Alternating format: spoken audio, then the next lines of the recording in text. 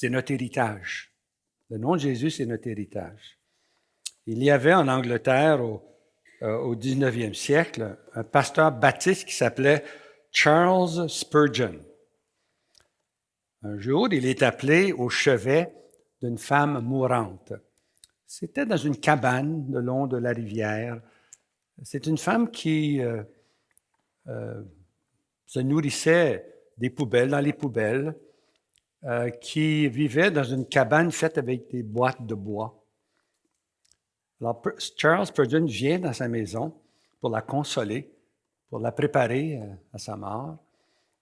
Et il remarque sur son mur une plaque, un cadre. Il s'approche, puis il regarde, puis il dit, « Madame, est-ce que ça, c'est à vous? » Puis elle dit, « Oui, oui, c'est à moi. » Elle dit, « J'ai été pendant 50 ans la servante d'une dame puissante. » Elle donne son nom.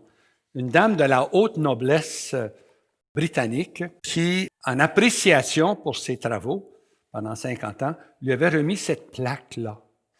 Elle dit, c'est mon plus grand trésor, je l'ai fait encadrer et je le mets sur mon mur.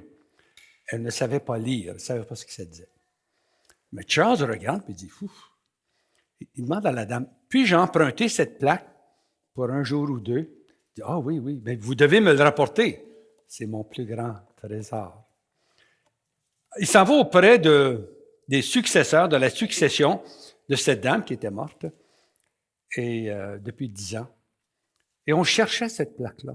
C'était un legs, un héritage, un droit d'héritage.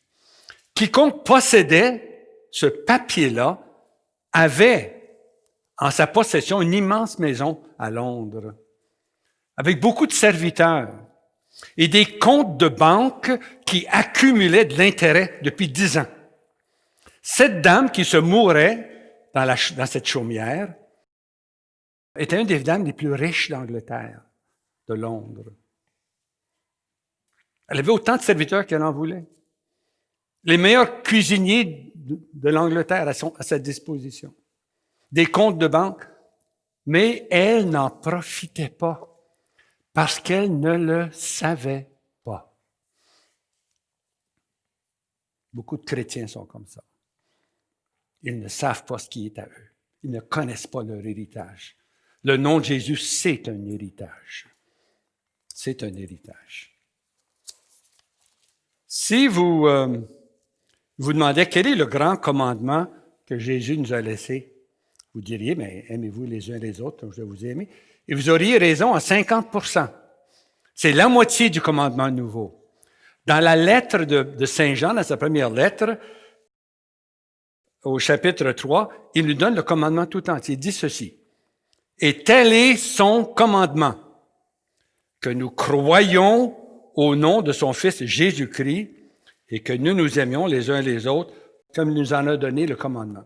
Le commandement est double, de croire en son nom et de nous aimer les uns les autres. C'est un commandement, parce que c'est une révélation.